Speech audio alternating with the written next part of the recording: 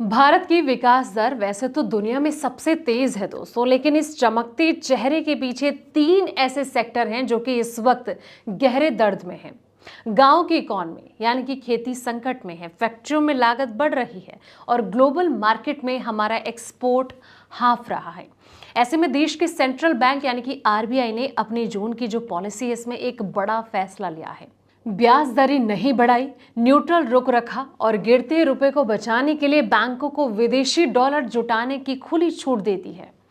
यानी कि आरबीआई ने मरहम तो लगा दिया, लेकिन इसकी जो एक्सपायरी डेट है बहुत नजदीक है। एक्सपर्ट ये मान रहे हैं कि इस मरहम का असर दिखने में कम से कम 6 महीने का वक्त लगेगा और तब तक देश को महंगाई का एक और बड़ा झटका झेलना होगा। इस आर्थिक चक्रव्यूह की पूरी इनसाइड स्टोरी क्या है, चलिए इस वीडियो में जानते हैं।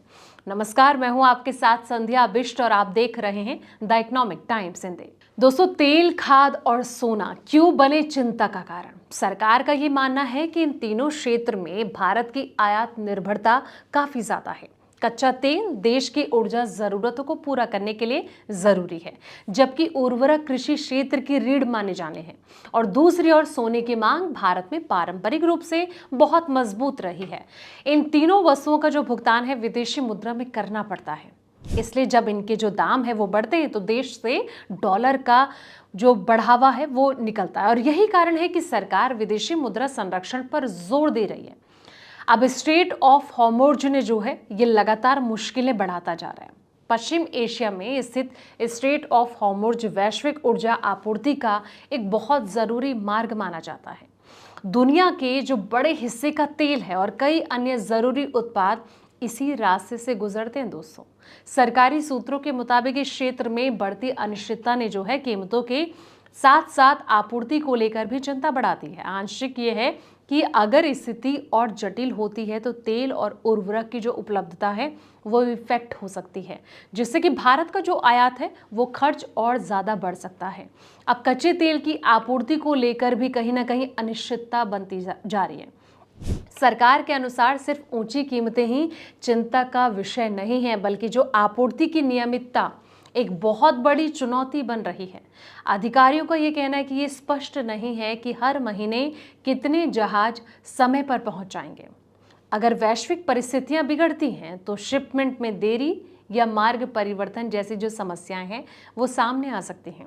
ऐसी स्थिति में अधिक कीमत चुकाने के जो बावजूद है आपूर्ति सुनिश्चित करना आसान नहीं होगा, जिससे कि ऊर्जा सुरक्षा पर जो है इम्पैक्ट पड़ सकता है। अगला जो कारण है वो है रुपए को सहारा देने के लिए कई कदम उठाए गए हैं। हाल ही में भारतीय रिजर्व बैंक ने रुपए को समर्थन देने और साथ ही जो विदेशी मुद्रा प्रवाह है इसको बढ़ाने के लिए कई कदमों की घोषणा की है। इनमें विदेश मुद्रा जमा को प्रोत्साहित करना और साथ ही विदेशी निवेशकों के लिए कुछ सरकारी प्रतिभूतियों तक पहुंच आसान बनाने जैसे जो उपाय हैं वो शामिल हैं। अब सरकार का ये मानना है दोस्तों कि इन कदमों का जो असर है वो आने वाले समय में दिखाई देगा। हालांकि वैश्विक बाजार की जो परिस्थितियां हैं वो अभी भी चुनौतीपूर्ण बनी हुई हैं और रुपए पर जो दबाव है वो पूरी तरह खत्म नहीं हुआ है। अगला जो बड़ा फैक्टर है वो है गोल्ड की मांग पर लगाम। हालांकि लगाम लगाना आसान नहीं है। सरकारी सूत्रों ने स्वीकार किया है कि सोने के जो आयात हैं इसको कम करना सबसे कठिन कामों में से एक है। भारत दुनिया के सबसे बड़े गोल्ड उपभोक्ता देशों में शामिल है और यहाँ त्योहार, शादी, निवेश के लिए सोने की मांग लगातार बनी रहती है। सरकार लोगों को खरीदारी टालने के लिए प्रेरित कर सकती है, लेकिन एक जो सीमा के बाद मांग को नियंत्रित करना आसान नहीं होता। ऐसे में तेल, उर्वरक और सोने की जो बढ़ती लागत है इसके बीच विदेशी मुद्रा भंडार का संतुलन बनाए रखना आने वाले समय में सरकार और नीति निर्माताओं के लिए बड़ी चुनौती बना सकता है। तो जिस तरीके से तीन बड़े फैक्टर हमारे देश की इकोनॉमी के लिए कहीं ना कहीं सिरदर्द बनते जा रहे हैं, ऐसे में ये देखना होगा कि कब इनकी मुश्किलें जो हैं वो सुलझती हुई नजर आती है।